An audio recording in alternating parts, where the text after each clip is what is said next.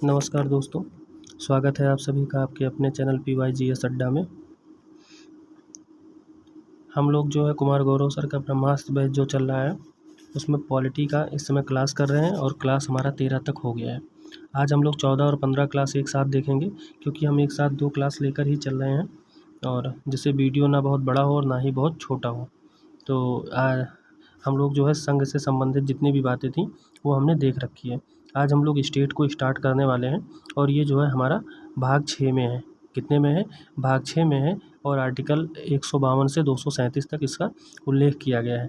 तो चलिए क्रमवार तरीके से हम लोग अध्ययन करते हैं।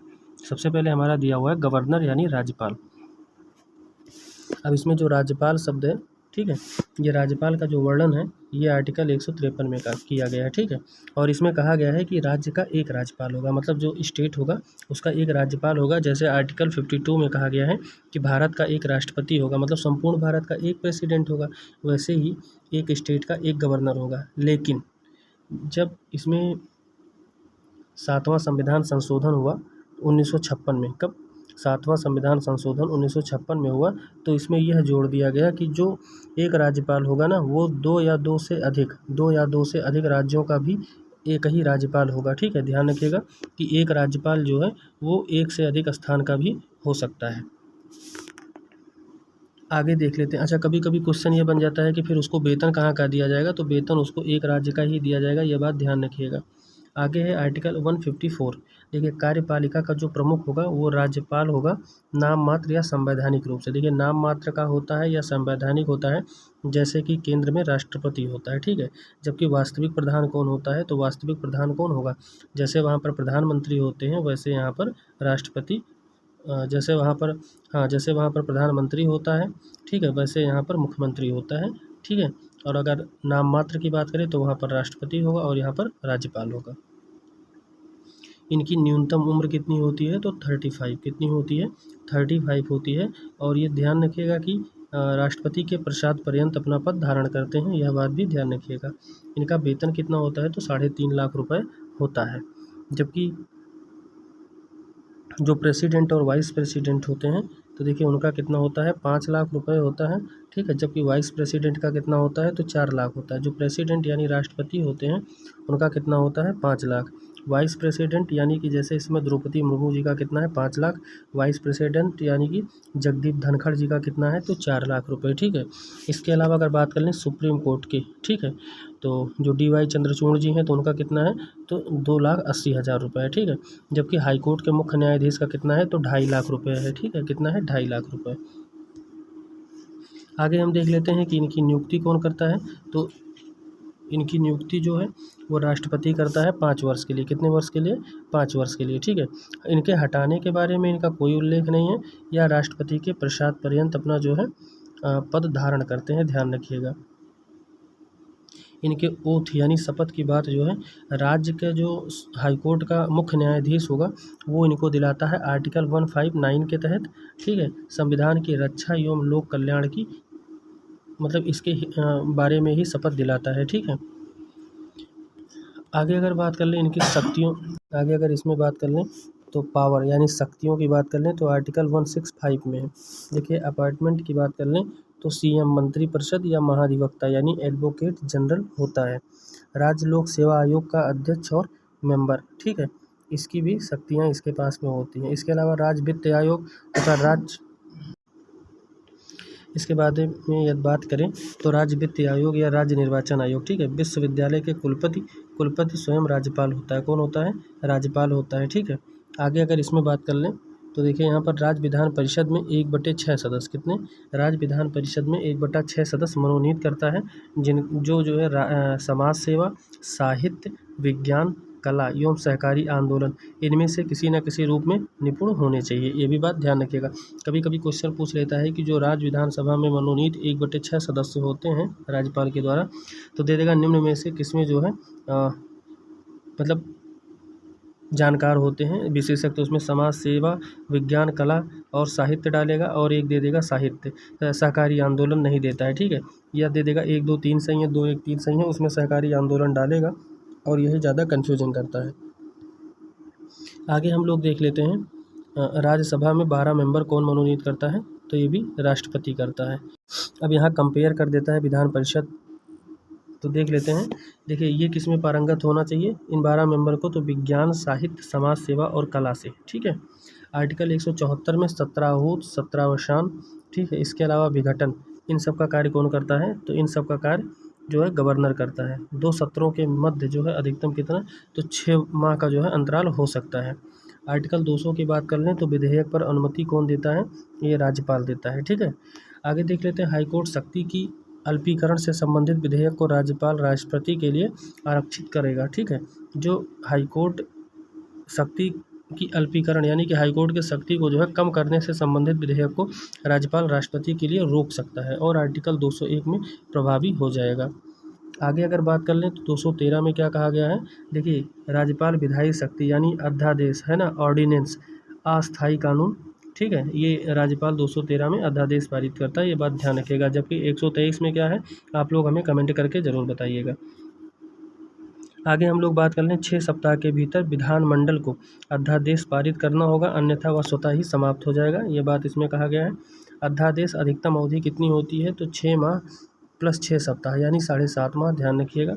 आगे देखते हैं 161 में क्षमादान शक्ति किसको है, तो क्षमादान शक्ति जो है वो राज्यपाल को है। मृत्युदंड, मार्शल लॉ, माफ़ करने की शक्ति जो है ये सिर्फ राष्ट्रपति के पास में है, राज्यपाल के पास में नहीं है। आगे बात कर लें 165 में महाधिवक्ता, ठीक है, राज्यपाल के प्रसाद पर्यंत अपना पद धारण करता है और राज्य का सर्वोच्च विधिक अधिकारी होता है। अब आप लोग हमें कमेंट बॉक्स में बताइए कि जो केंद्र का विधिक अधिकारी होता है वो कौन होता है और उसका कौन सा आर्टिकल है। आगे अगर हम बात कर लें तो महाधिवक्ता, ठीक है, सत्र में बोल सकता है, बैठ सकता है, पर वोट नहीं कर सकता है, ध्यान रखिएगा। धन विधेयक पर राज्यपाल की पूर्व अनुमति जो है वो आवश्यक होती है। आगे अगर बात कर लें तो देखिए सरोजिनी नायडू ने राज्यपाल को पिंजरों में बंद सोने की चिड़िया कहा था, ये स्टेटमेंट पूछा गया है। अगला है भारत की पहली महिला राज्यपाल कौन थी, तो वो भी सरोजिनी नायडू जी थी। आगे अगर बात कर लें, देखिए सरोजिनी नायडू से जुड़ा हुआ एक हिस्ट्री से इम्पोर्टेंट जो है फैक्ट है कि 1925 में प्रथम भारतीय महिला थी, ठीक है, ध्यान रखिएगा। प्रथम कांग्रेस की प्रथम भारतीय महिला थी, ध्यान रखिएगा, और जिन्होंने कानपुर में कांग्रेस की अध्यक्षता की थी, ठीक है। और अगर बात कर लें कि वैसे कौन था, तो वैसे जो है पहली महिला कौन सी थी, भारतीय शब्द जब नहीं लगेगा तो एनी बेसेंट हो जाएंगी, ठीक है। आगे हम लोग देख लेते हैं विधानमंडल यानी कि लेजिस्लेटिव की बात कर रहा है, ये आर्टिकल 168 में है, ठीक है। इसमें देखिए विधानसभा प्लस राज्यपाल ये दोनों अनिवार्य होने चाहिए और विधान परिषद क्या है, ऐच्छिक है। अब देख लेते हैं विधानमंडल के बारे में। देखिए विधानमंडल आर्टिकल 168 में है और विधान परिषद 169 में और विधानसभा 170 में, मतलब वही राज्यसभा लोकसभा की तरह, ठीक है। विधान परिषद कितने में है, तो 169 में है। और बात कर लें विधानसभा की, तो विधानसभा कितने में है, 170 में। कितने में है विधानसभा, 170 में। और विधान परिषद कितने में है, तो 169 में। जो हमारा विधान परिषद हो जाता है ये अस्थाई है, क्या है, अस्थाई है, ध्यान रखिएगा। जबकि ये अस्थाई है, ये भी बात ध्यान रखिएगा। चलिए देखते हैं एक एक करके। देखिए जो विधान परिषद होता है, ठीक है, जो विधान परिषद होता है यानी लेजिस्लेटिव काउंसिल, ये विधान परिषद मेंबर जो होता है उसे एमएलसी कहते हैं। कौन, क्या कहते हैं, एमएलसी यानी मेंबर ऑफ लेजिस्लेटिव काउंसिल, ठीक है। 169 में विधान परिषद का सृजन का बात किया गया है। और अगर बात कर लें तो देखिए विधान परिषद की अगर बात कर लें तो विधान परिषद हमारा कहाँ कहाँ पर है, तो इंडिया के मैप के माध्यम से आपको बहुत अच्छा समझ में आएगा। देखिए बिहार और यूपी ये दोनों एक जगह पे हो जाएंगे, ठीक है। मैं अपने तरीके से समझाने का प्रयास कर रहा हूँ, बिहार और यूपी, ठीक है। इसके बाद में हम उठा लेते हैं महाराष्ट्र और इसके साथ साथ में गोवा को छोड़ देंगे तो हमारा आ जाएगा कर्नाटक, 4 हो गया। इसके बाद में आंध्र प्रदेश और यहीं से सटा जो इससे अलग हुआ तेलंगाना, यानी 6 जगह पे जो है हमारा पड़ जाता है, ठीक है। कितनी जगह पे है, 6 जगह पे है, ये भी बात ध्यान रखिएगा। हम मैप से समझेंगे ज़्यादा अच्छा। यूपी बिहार को एक साथ जोड़ा जाता है, ठीक है। इसके अलावा तेलंगाना आंध्र प्रदेश को एक साथ जोड़ लीजिए और कर्नाटक और मुंबई को एक साथ, महाराष्ट्र को एक साथ जोड़ लीजिए, तो ये 6 हमारे विधान परिषद हो गए। अब देख लेते हैं वर्तमान में 6 राज्यों में द्विसदनीय विधानमंडल है, देख लेते हैं, ठीक है। देखिए जहाँ जहाँ व्यवस्था विधान परिषद है, तो देखिए तू भाई मज़े कर। अब देखिए ये ट्रिक, अगर ये मैप समझ में आ गया तो शायद ट्रिक की ज़रूरत नहीं पड़ेगी। देखिए तेलंगाना हो गया, यूपी हो गया, ठीक है। उसके बाद बिहार हो गया, महाराष्ट्र हो गया, आंध्र प्रदेश हो गया, कर्नाटक हो गया। देखिए अब आपको अगर विधानसभा सीट सब जगह की पता है तो बस इसका कितना करना है, 1/3 कर दीजिए, पता चल जाएगा। जैसे यूपी में कितना है, 403 है, तो 403 का 1/3 करेंगे तो कितना आ जाएगा, लगभग 100 सीट। तो कितना आ जाएगा, लगभग 100 सीट, यानी 101 पॉइंट समथिंग क्या आएगा। तो मान लीजिए कि आपका कितना हो जाएगा, 100 सीट हो जाएगा, ठीक है। बस ऐसे ही आपको कर लेना है, तो ऐसे हर जगह का, ठीक है। जैसे यूपी का 100 हो गया, बिहार का 75 हो गया, ठीक है। कितना हो गया, 75 हो गया। अब यहाँ पर जैसे 230 सीट विधानसभा की है, तो 75 तिया 225 हो गया। बस आप उसी हिसाब से अनुमान लगा लीजिए, ठीक है। आगे देख लेते हैं जम्मू कश्मीर लद्दाख पुनर्गठन एक्ट 2019 के बाद जम्मू कश्मीर, ठीक है, जम्मू कश्मीर इस लिस्ट से क्या हो गया, बाहर हो गया था। आगे हम बात करें विधान परिषद, न्यूनतम मेंबर इसके कितने होने चाहिए, तो 40 होने चाहिए। कितने होने चाहिए, 40। और अधिकतम विधानसभा के 1/3, कितना, देखिए अभी हमने बताया 1/3। और जो एमएलसी है इनकी एज कितनी होनी चाहिए, तो 30 वर्ष होनी चाहिए। चुनाव अप्रत्यक्ष एकल संक्रमणीय मत पद्धति द्वारा होता है और सदस्य का कार्यकाल कितना होता है, तो 6 वर्ष होता है। अब देखिए यहाँ पर एक क्वेश्चन के द्वारा समझाने का प्रयास किया गया है, निम्न में से किस राज्य में विधान परिषद नहीं बन सकती है। देखिए गोवा में नहीं बन सकती है, ठीक है, कहाँ पर, गोवा में नहीं बन सकती है। आगे देखते हैं विधान परिषद की संरचना। देखिए अगर विधान परिषद की संरचना की बात करें तो आर्टिकल 171 में विधान परिषद के संरचना की बात की गई है। देखिए 103 सदस्य, 1/3 सदस्य, सॉरी 1/3 सदस्य विधानसभा सदस्य द्वारा निर्वाचित होते हैं, जबकि 1/3 स्थानीय निकाय जैसे ग्राम पंचायत वगैरह से यहाँ से होते हैं, ठीक है। इसके बाद 1/6 राज्यपाल करता है मनोनीत, 1/12 जो है राज्य के अध्यापक होंगे, ध्यान रखिएगा, और 1/12, ठीक है, राज्य के स्नातक स्टूडेंट्स के द्वारा निर्वाचित किए जाते हैं, यानी चुने जाते हैं।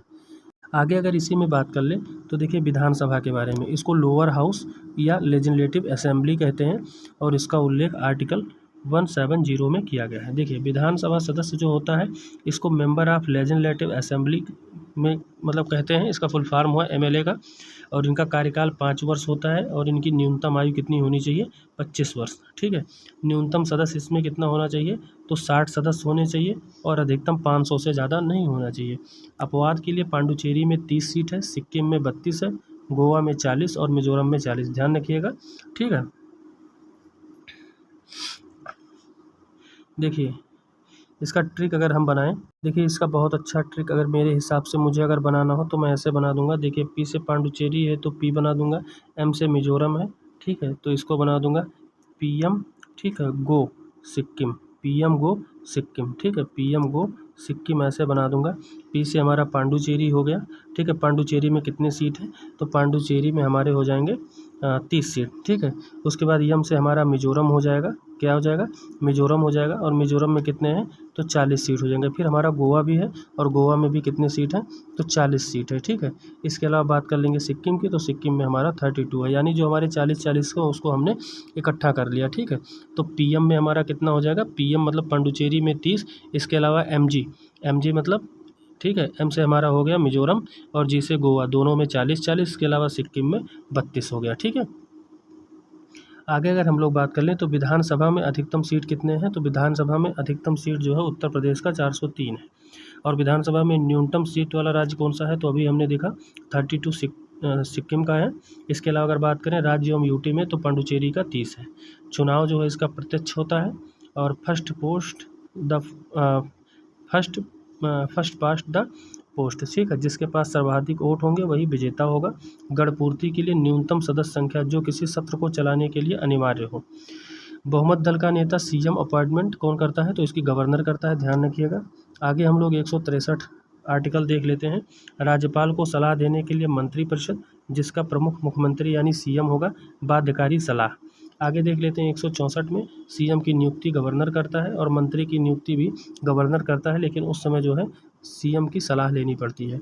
आगे हम लोग देख लेते हैं मंत्रिपरिषद, अधिकतम मंत्री, तो देखिए 91वां संविधान संशोधन 2003 हुआ, तो उसमें कहा गया कि कुल सदस्य संख्या, मतलब मान लीजिए कि 403 है तो उसका 15%, ठीक है, उसका 15%, 403 का 15% से ज़्यादा नहीं होना चाहिए। मैं यूपी की बात कर रहा हूँ, 403 का 15% हम निकाल लेंगे, ठीक है, अपॉन 100। अब आप मल्टीप्लाई कर लीजिएगा, जितना आ जाए उतना सदस्य समझ लीजिए है, यानी 60 वाट के आसपास होगा।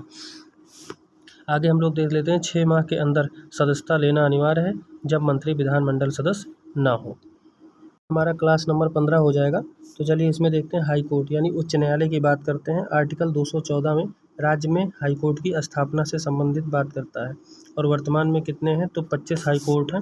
ठीक है, 1862 में हमारे कोलकाता, बम्बई और मद्रास ये तीनों हाई कोर्ट जो है बनाए गए थे। 1866 में इलाहाबाद हाई कोर्ट यूपी का जो है बना था। एमपी में जबलपुर में हाई कोर्ट बना है। ठीक है, इसके बाद में बात कर ले तो 1866 में, कब 1866 में हमारा इलाहाबाद, उसके बाद में एमपी जबलपुर का हाई कोर्ट, राजस्थान जोधपुर, केरल एर्नाकुलम में, उत्तराखंड नैनीताल, उड़ीसा कटक और असम गुवाहाटी। ठीक है, सबसे नवीनतम हाई कोर्ट की बात कर लें तो वो हमारा अमरावती हो जाता है 2019 में।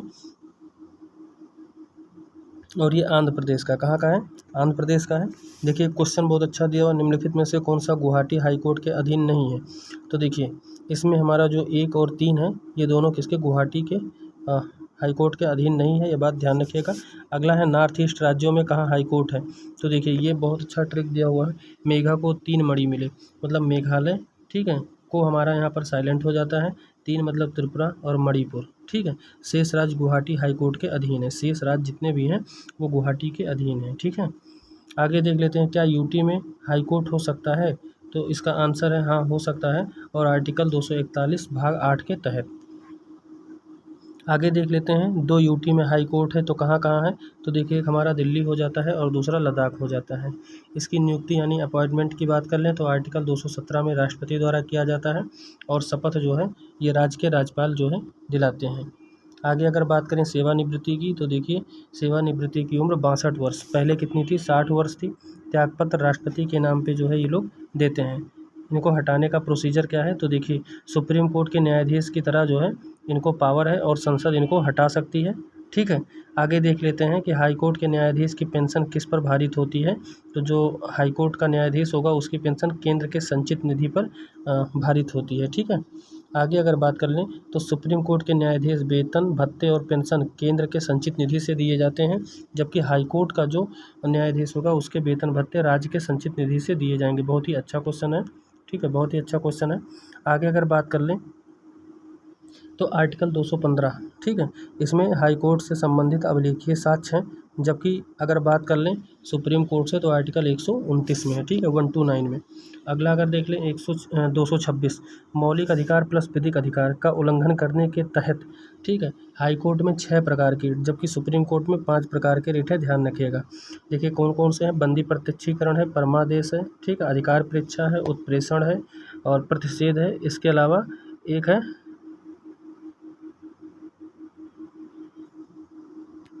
एक दिया हुआ इंजंक्शन। ठीक है, आगे हम लोग देख लेते हैं कि आर्टिकल 235 अधीनस्थ न्यायालय पर नियंत्रण किसका होता है तो हाई कोर्ट का होता है। अब देख लीजिए करंट अफेयर्स के बारे में। देखिए 2023 में जम्मू कश्मीर लद्दाख हाई कोर्ट की नवीन बिल्डिंग का रायका जम्मू कश्मीर में है। भारत के मुख्य न्यायाधीश डी.वाई. चंद्रचूड़ द्वारा शिलान्यास किया गया है और सुप्रीम कोर्ट ने 24 फरवरी 2023 को पहली बार अपना स्थापना दिवस मनाया, जिसमें मुख्य अतिथि सिंगापुर के न्यायाधीश सुरेंद्रन मेनन थे। ठीक है, सुंदरेश मेनन थे, सॉरी। अगला है सुप्रीम कोर्ट ने हाल ही में फास्टर, सुपेश और सुआगतम, ठीक है, एप्लीकेशन जो है ऑनलाइन एंट्री के लिए लॉन्च किया है। आगे हम लोग देख लेते हैं संवैधानिक बेंच, न्यूनतम न्यायाधीश कितने होने चाहिए तो 5 होने चाहिए और सबसे बड़ी बेंच अभी तक, ठीक है, 13 जजों की केशवानंद भारती की, ठीक है, केशवानंद भारती जो वाद था बनाम केरल राज्य 24 अप्रैल 1973 को। ठीक है, इसमें 7-6 का जो है निर्णय आया था। तो ये जो है हमारा इम्पोर्टेंट क्लास था, क्लास 14 और 15, जिसको हम लोगों ने देखा। और अगला क्लास जो हमारा होगा वो भी एक साथ जो है 2 क्लास होने वाला है, तो इसको आप लोग देखिएगा अच्छे से। और जो भी इसमें त्रुटि होगी उसको बताइएगा। थोड़ा जो है गले में दिक्कत है इसीलिए आवाज़ थोड़ा स्लो रहेगी, तो अगर किसी प्रकार की त्रुटि होती है तो कमेंट बॉक्स में ज़रूर बताइएगा। और अपना सपोर्ट दीजिए, ज़्यादा से ज़्यादा लाइक, सब्सक्राइब और इसके साथ साथ अपने मित्रों में शेयर करिए, ताकि जो है हमारा उत्साहवर्धन हो सके। और आप सब लोगों से बड़ी उम्मीद है, समर्थन दिए इतना सारा, उसके लिए बहुत बहुत धन्यवाद। जय हिंद, वंदे मातरम।